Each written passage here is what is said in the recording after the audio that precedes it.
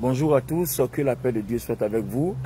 Votre serviteur, le docteur Olivier Bonny, ami et frère et collègue, pour les matinales du sport aujourd'hui, en ce samedi 29 mars 2025. Nous sommes dans le dernier week-end du mois de mars, donc c'est notre dernier samedi du mois de mars. Alors aujourd'hui, notre exhortation parle de la période 2025-2028 et demi. Comme vous le voyez bien sur l'écran, qu'est-ce que je veux dire par là? Je voudrais partager avec vous pour qu'ensemble on réfléchisse. Des choses dont le Seigneur m'a parlé et je voudrais que toi et moi, on réfléchisse. Tu iras aussi mettre en prière et puis tu verras ce que Dieu te dira. Moi, voilà ce que j'ai entendu. Je partage avec toi et on verra aussi ce que toi aussi Dieu te dira en fonction. Avant d'entrer dans l'année 2025, on était en fin d'année 2024, j'ai entendu la voix de Dieu. Le Seigneur me dit qu'en 2025, il commence son ministère. Le Seigneur Jésus me dit en 2025 qu'il commence son ministère. En fait, la parole est codée. Et c'est comme si en 2025, c'est maintenant que le Seigneur Jésus commence son ministère de 3 ans et demi à l'âge de 30 ans. Vous voyez? Donc, s'il commence son ministère en 2025, on compte maintenant 3 ans et demi. Donc, on va compter 2025, 2026, 2027, 2028, ça fait 3 ans et demi, donc 2028 et demi. D'où mon titre, la période 2025-2028 et demi. Alors le Seigneur me dit qu'en 2025, il commence son ministère. Or, on sait que son ministère est déjà fait. Donc en fait, il me parle en parabole, le message il est codé. Donc, que se passera-t-il donc entre 2025 et 2028 et demi? Personne ne sait. Alors que quand nous étudions l'actualité des derniers temps, tout est en train de se préparer, les amis. Vous voyez l'Union européenne qui est en train de s'armer. Mais l'Union européenne s'arme par rapport à quoi? Pourquoi est-ce que l'armement devient tout d'un coup une priorité? Les Américains, les Russes, les Chinois, tout le monde commence à s'armer. Alors, vous devez comprendre que dans les derniers temps, tout se prépare à la bataille d'Armageddon. Après les 7 ans du règne de l'Antéchrist. Ça veut dire que si nous analysons et si nous prêtons, nous nous disposons, l'Antéchrist est à la porte. Est à la porte. Et si l'Antéchrist est à la porte, l'enlèvement de l'Église aussi est à la porte. Bon, personne ne connaît la date, personne ne sait. Mais déjà, on doit se laisser interpeller et on doit comprendre. Comme le dit Matthieu, le chapitre 25, parlant des vierges sages et les vierges folles. Personne ne connaîtra la date, mais il y a certains indices que Dieu nous donnera. Vous voyez, il parlera en parabole, comme par exemple quand il me dit la période 2025-2028 et demi. C'est-à-dire, c'est comme s'il commence son ministère en 2025. Donc, celui qui a des oreilles entend ce que l'Esprit dit à l'Église. À toi de savoir ce que le Seigneur a envie de dire. Il faut prendre la parole et puis lire pour comprendre pourquoi il dit en 2025 qu'il commence son ministère. Et à toi de comprendre que son ministère a duré 3 ans et demi sur terre. Donc, il faut compter à partir de 2025, 3 ans et demi. Que se passera-t-il? Je ne suis pas en train d'affirmer que d'ici 3 ans et demi, il aura l'enlèvement ou bien l'Antéchrist va montrer son visage. Mais qu'est-ce qui prouve que ce n'est pas possible? Puisque personne ne connaît la date. Et Dieu nous parle en parabole, à nous de nous laisser avertir. Et parlant de Matthieu chapitre 25, les vierges sages et les vierges folles, on a vu que ces vierges sages se sont laissées avertir. Elles ont gardé leur lampe allumée. Ça veut dire que c'est maintenant, cette période de 3 ans et demi, de 2025 à 2028 et demi, il faut que chacun range sa vie. Il faut qu'on évangélise pour que ceux qui n'ont pas encore entendu la voix du Seigneur, n'ont pas encore connu le Christ, connaissent le Christ par le ministère que Dieu nous a donné. Donc il faut qu'on parle du Seigneur, il faut qu'on évangélise, il faut qu'on parle de la parole de Dieu, il faut qu'on propage. C'est l'heure du grand réveil. Et ensuite, regardez bien, je finis de prier, c'était le dimanche dernier, j'allais au culte. Voilà, merci Seigneur, je me souviens exactement de la date. Le dimanche dernier, quand je devais aller à l'église, j'ai fini de prier le matin et j'ai pris, j'étais en train de repasser un peu ce que je devais porter et j'entends la voix de Dieu. Les amis, j'entends la voix de Dieu de façon claire. Il me dit, dans peu de temps, vous ne pourrez plus jouir de vos biens. Vous ne jouirez que de votre foi. Waouh! La voix, j'ai entendu la voix clairement. Ça fait la deuxième fois. Ça, c'est fin d'année 2024 pour parler de la période 2025-2028 et demi. Et là, le dimanche dernier, si ce dimanche sera le 30, c'est que le dimanche dernier, je crois qu'on était au 22 mars, matin. Il dit, le temps vient. Il dit, dans peu de temps, voilà, exactement. Dans peu de temps, vous ne pourrez plus jouir, vous ne pourrez plus profiter de vos biens. Vous ne pourrez que jouir de votre foi. C'est-à-dire que dans peu de temps, il n'y a que ta foi qui va te donner à manger. Alors, je prends un exemple banal, tout simple. Vous imaginez que les portes sont fermées, qu'on ne peut plus rien faire. Tu ne peux plus acheter, tu ne peux plus manger, tu ne peux plus rien faire. C'est un exemple que je donne de façon banale comme ça. Tu ne peux plus rien faire. C'est-à-dire, on te dit, bon, l'argent, monnaie matérielle n'existe plus, il n'y a que la monnaie numérique. Et puis maintenant, on pose des conditions. Pour utiliser cette monnaie numérique-là, voilà telle condition, telle condition. Et tu sais que tu es chrétien, ça ne t'arrange pas vis-à-vis de la parole de Dieu. Qu'est-ce que tu vas faire? Il restera ta foi. Or, on sait que par la foi, Élie, en pleine famille, a été miraculeusement nourri par le torrent de Kérit et un corbeau, selon la direction que le Seigneur lui a donnée. Vous voyez, on sait que par la même foi, Élie a été conduit vers une veuve qui n'avait rien à manger, mais le miracle s'est produit là-bas. Donc, imaginez-vous que ça se passe ainsi, il n'aura que notre foi. Donc, la voix m'a dit, dans peu de temps, vous ne pourrez plus profiter de vos biens. Vous ne pourrez que profiter de votre foi. Vous ne pourrez profiter que de votre foi. Dans peu de temps, vous ne pourrez plus jouir de vos biens, vous ne jouirez que de votre foi. Alors, ça veut dire que cela nécessite une préparation. Il faut qu'on apprenne à préparer nos cœurs. Il faut qu'on apprenne à garder la lumière de Dieu. Il faut avoir une relation avec le Christ. Il faut avoir une relation avec le Saint-Esprit. Il faut bien que notre lampe reste allumée parce que de 2025 à 2028 et demi, on ne sait pas ce qui va se passer. Déjà tous les gouvernements, l'église qui ne payait pas d'impôts, maintenant l'église paye les impôts. Vous devez comprendre que les périodes difficiles sont en train de venir. L'église paye des impôts. Maintenant, les gouvernements vont avoir un droit de regard dans les affaires religieuses, dans les affaires de l'église. Vous voyez, tout ça, commence à devenir compliqué. Vous voyez, ça veut dire qu'on est à une autre période. Et cette période-là ne doit pas nous échapper. Ça doit nous servir d'indice pour que nous nous préparons, pour que nous rangions nos vies, pour que nous gardons notre lampe allumée, nous gardons la lumière de Dieu. Une fois, j'étais en train de faire un direct comme ça, puis j'ai dit ici que quand le Seigneur Jésus va venir enlever son église pour enlever les chrétiens, vous devez comprendre que c'est des personnes qui ont la lumière en eux, parce que lui, il est la lumière de gloire. Quand il descend, il attire la lumière. Si la lumière en toi, si le Saint-Esprit en toi, il attire la lumière. Et chacun devra comprendre qu'avant de mourir, parce qu'avant 3 ans et demi, beaucoup d'entre nous mourront. Donc avant de mourir, il faut comprendre qu'il faut être sûr que tu meurs, la lumière de Dieu en toi, donc tu es attiré vers le ciel. C'est comme ça, les morts en Christ ressusciteront au son de la trompette. Donc tous ceux qui sont morts pendant que la lumière de Dieu était en eux, tous ceux aussi qui sont vivants, qui seront enlevés, c'est ceux qui ont la lumière de Dieu en eux. Donc la lumière attire la lumière. Donc il faut qu'on range nos vies. Il faut que cela nous serve d'indice. Il ne faut pas que quelqu'un dise non, oh, le monsieur la raconte n'importe quoi. Il n'aura pas d'enlèvement, il n'aura rien, il n'aura pas d'antichrist, il n'aura pas de temps difficile. Et puis chacun va vivre comme il veut. Mais Noé, à son temps aussi, avait prévenu comme ça. Personne n'a cru. Le déluge les a surpris. Alors les amis, ne faisons pas comme cette époque-là. Et laissons-nous avertir. Et là, cette semaine, je ne me souviens plus le jour exactement. Je crois que je suis au 3e jour.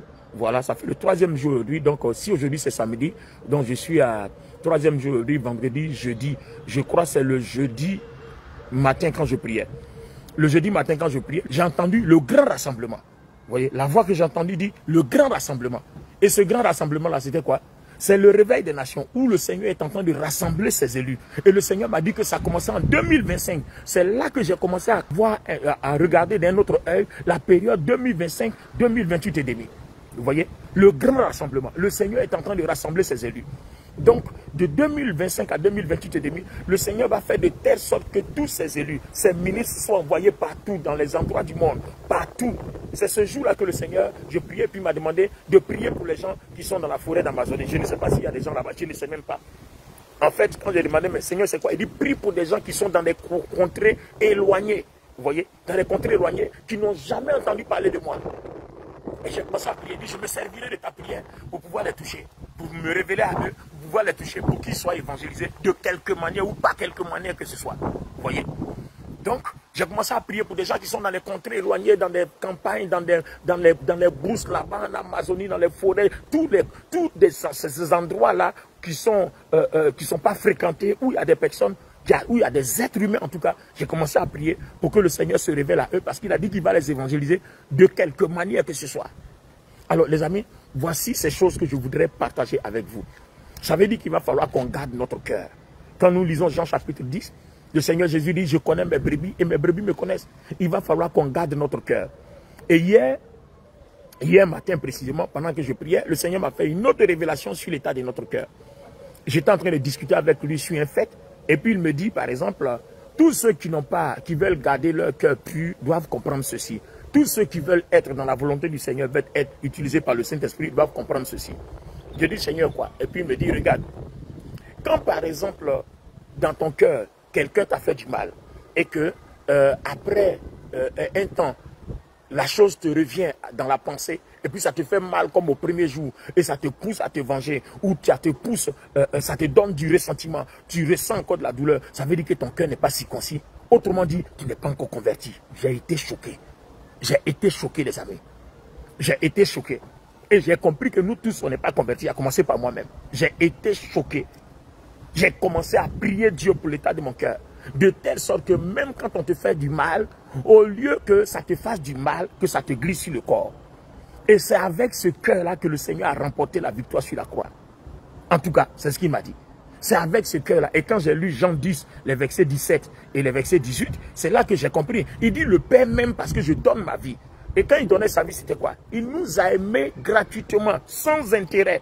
Donc, vous voyez, quand quelqu'un va te faire du mal, ne te venge pas parce que l'amour qu'on a pour notre prochain est validé par Dieu quand il est manifesté sans intérêt. Quand tu donnes une pièce, tu donnes de l'argent, tu fais du bien à quelqu'un, que ce n'est pas accompagné d'un intérêt propre, c'est ce que Dieu exauce, c'est ce qu'on appelle amour. Mais quand tu as donné quelque chose à quelqu'un parce que tu es sûr que cette personne va te rendre un service en retour, tu n'es pas en train de manifester de l'amour. Tu n'es pas dans la logique de l'amour.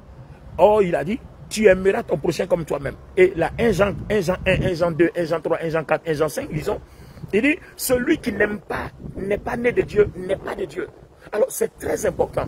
Ça veut dire que l'état de notre cœur, on doit travailler, on doit porter notre croix pour que notre cœur soit circoncis. Pour que la lumière de Dieu demeure, afin que tous ces événements qui sont en train de passer se produisent depuis 2025 jusqu'à 2028 et demi, que nous ayons cette victoire, gardant la lumière de Dieu dans notre cœur.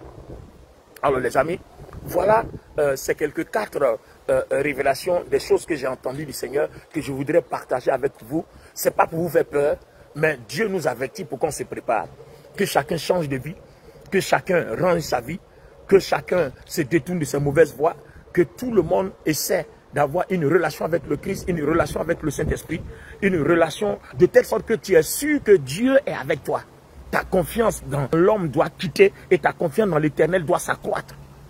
Afin que, par une vie de prière, par la méditation de la parole, par une vie pure, nous puissions abonder en grâce, même dans les temps difficiles. Élie aussi, dans les temps difficiles, en famine, où il n'y avait pas à manger, c'est en ce moment précis que lui, il avait à manger, c'est un corbeau qui le nourrissait. Imaginez-vous qu'on se retrouve dans les temps difficiles, que tu gardes ta foi, tu as la lumière, tu as une bonne relation avec le Seigneur. Tu es sûr que les corbeaux que nourrit Élie, Dieu ne peut pas aussi opérer un miracle semblable pour qu'il y ait de la nourriture chez toi. Attends, la manne et la caille ne sont-elles pas tombées du ciel en plein désert? Dieu est capable de tout. Vous voyez, une bonne confiance en lui peut résoudre beaucoup de problèmes. Dieu est capable de tout. La manne et la caille sont tombées du ciel. Et ça aussi, ils étaient dans le désert, dans des temps difficiles. Donc ça veut dire que toutes ces choses-là ont été dites dans la Bible pour que toi et moi on comprenne que dans des temps difficiles, Dieu peut opérer ce même genre de miracle. La manne et la caille peuvent tomber du ciel. Dieu peut nous indiquer un endroit où il y a de l'eau dont personne n'a connaissance de l'existence. Voilà. Et puis il te dit, va dans cet endroit-là, il y a de l'eau. Pourquoi? Parce que tu as une relation avec lui, parce que tu as gardé ton cœur. La gloire de Dieu habite notre cœur. La lumière de Dieu habite notre cœur. Si Dieu doit nous parler, c'est dans notre cœur qu'il dépose sa voix. Si la puissance de Dieu, le Saint-Esprit doit habiter, c'est dans notre cœur qu'il habite. Vous voyez? Il habite dans notre cœur et il se déverse dans notre corps. Gloire à Dieu. Nous devons donc comprendre cela. Garde ton cœur plus que tout. Proverbe 4, 23. Car de lui viennent les sources de la vie. Et la version parole vivante dit, par-dessus tout, veille à ce que tu penses et à ce que tu ressens, car tes pensées et tes affections modifient ta vie, modèlent ta vie. Donc vous voyez que tout ce qu'on fait rentrer dans notre cœur a une influence, a un impact sur l'état de nos vies, l'état de notre vie quotidienne, notre vie sociale, notre vie matérielle, notre vie spirituelle et tout ça. Alors les amis, protégeons notre cœur parce que de lui coulent les sources de la vie. C'est à partir de notre cœur que Dieu va nous bénir. C'est à partir de notre cœur que Dieu va nous sauver. C'est à partir de notre cœur que la lumière va abonder pour se déverser dans notre corps, pour que notre corps ne soit plus influencé par le péché, ne soit plus assujetti, dominé par les forces du mal qui nous poussent à l'orgueil, qui nous poussent à la folie, qui nous poussent à la démesure, qui nous poussent dans toute espèce de fornication, dans toute espèce d'adultère, dans toute espèce de vol, de mensonge, en tout cas dans toute espèce de fausse adoration, dans les loges, dans l'occultisme, dans la sorcellerie, dans le maraboutage, enfin, dans toutes sortes de ces espèces de choses. Les amis, laissons-nous avertir.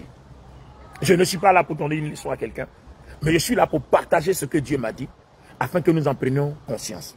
Que Dieu nous bénisse. C'était votre serviteur, le docteur Olivier Bonny. Je vous invite tous les soirs sur Zoom. Je tiens des réunions Zoom tous les soirs du lundi au samedi. Alors, c'est à 21 h de Paris. Et maintenant, quand on est en hiver, c'est 20 h en GMT. Or là, ce samedi et dimanche, on passe à l'heure d'été. Ça veut dire que aujourd'hui, samedi, c'est notre dernière heure d'hiver. Voilà. Donc, à partir de l'heure d'été, c'est-à-dire le lundi, quand on sera sur le Zoom, puisque le dimanche, on ne le fait pas, le lundi, quand on sera sur le Zoom, il sera 21 h en France et 19 h en GMT. Donc déjà, à partir de 18 h 45 GMT, la plateforme Zoom est déjà ouverte. Ah, donc ce soir, c'est notre dernière heure où on se connecte à 19 h 45. Donc on commence à 20 h GMT et à 21 h heure de France, heure de Paris. Donc l'heure d'été, c'est cette nuit de samedi à dimanche. Donc quand on fait le Zoom le lundi, voilà, on est à 2 heures de décalage entre la France et l'heure de GMT. Voilà. Donc aujourd'hui, samedi 29 mars 2025, c'est notre dernière heure d'hiver où on fait le Zoom à 20 h en GMT. Sinon, à partir de lundi, c'est 19 h. Alors, je vous y invite. Ceux qui veulent nous contacter pour avoir nos lieux de prière, notre WhatsApp international, c'est 225 05 04 10 69 65. 225 05 04 10 69 65.